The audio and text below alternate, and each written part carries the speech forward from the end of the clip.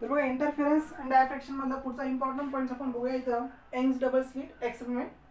Young's double slit experiment याच्यावरती बरेचसे question तुम्हाला विचारले जातात. साधा सिंपल एक्सपेरिमेंट बघा.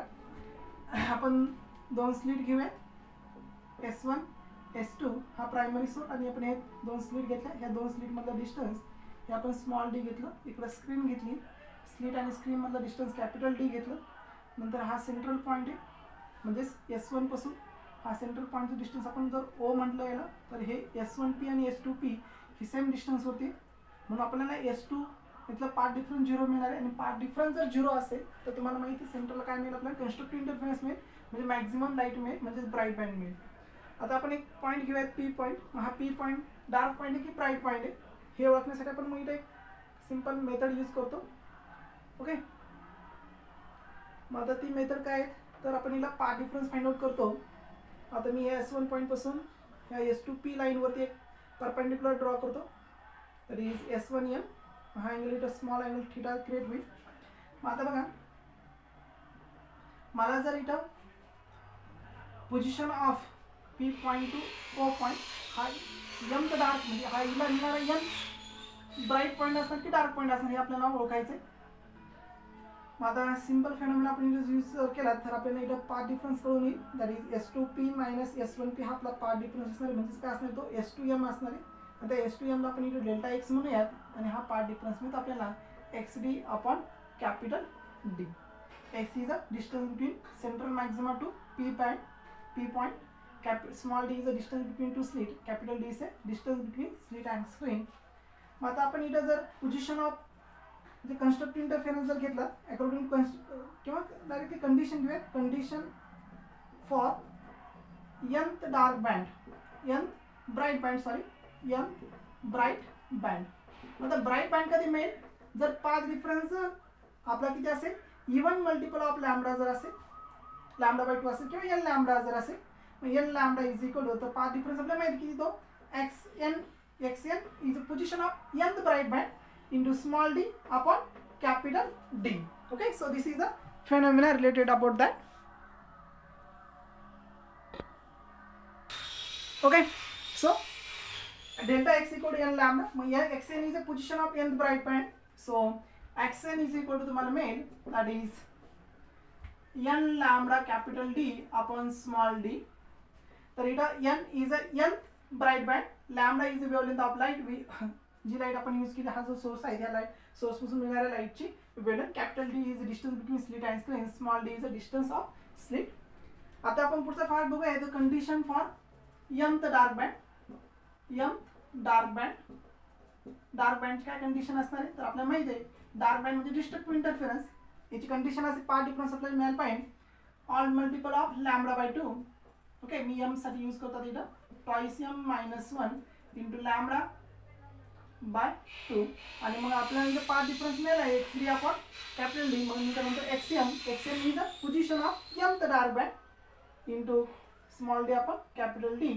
आता इथे XM मिळेल आपल्याला, XM is equal to 2m minus 1 into lambda into capital D upon twice D. So this is the position of nth dark band. आता आपल्याला फ्रिंजेस विड्थ फाइंड करायची. फ्रिंजेस विड्थ म्हणजे काय, आता इथं सगळं आपल्याला एक ब्राईट बँड मिळेल, डार्क बँड मिळेल, परत ब्राईट मिळेल, डार्क मिळेल. Okay, so simply this one we simply say that is this is central bright, नंतर इथं डार्क, परत इथं ब्राईट, डार्क, ब्राईट. ओके, अशा दिसते. मग दोन सक्सेसिव्ह ब्राईट मधला डिस्टन्स किंवा दोन सक्सेसिव्ह डार्क मधला डिस्टन्स याला म्हणलं होतं फ्रिंजेस शिफ्ट. आता ही फ्रिंजेस शिफ्ट जर आपण फाइंड केली तर फ्रिंजेस शिफ्ट किंवा फ्रिंजेस विड्थ आपण ज्याला म्हणतो, फ्रिंजेस विड्थ ही आपण बीटाने दाखवू राहिलो इथं.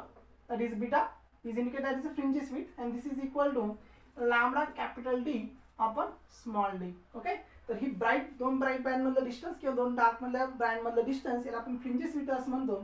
तर दोन ब्राईट बँड मधलाही आणि दोन डार्क बँड मधलं डिस्टन्स सारखंच असतं आणि ते मिळतं तुम्हाला lambda capital D upon small d. आता हे बाय प्रिझम एक्सपेरिमेंट मध्ये आपण ह्याच पद्धतीने ते दाखवतो.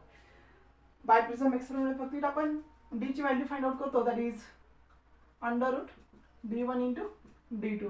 ही आपली स्मॉल d ची व्हॅल्यू असते, त्याची कंडिशन तुम्हाला नोन आहे.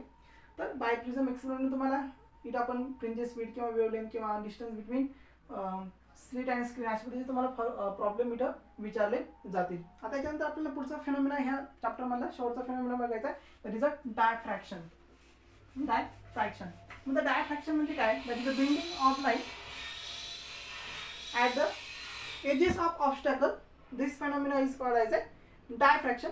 ज्यावेळेस लाईट आपण एका पर्टिक्युलर पाथमध्ये इन्सिडेंट करतो त्यावेळेस त्या पाथमध्ये जर आपण ऑब्स्टॅकल टाकला त्या ऑब्स्टॅकलला लाईट काय होते? बेंड होते आणि लाईट एका जॉमेट्रिकल शॅडो रिजनमध्ये एंट्री करते. This geometrical shadow region is called as a diffraction. आता आपण इथं जे डिस्कस करतो दोन टाइप्स आहे, फ्रेस्नेल डायफ्रॅक्शन आणि Fraunhofer डायफ्रॅक्शन.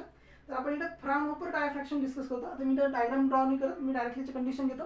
Condition for Maxima, condition for secondary Maxima किंवा मिनिमा घेऊया. Secondary minima that is theta n is equal to n lambda upon a.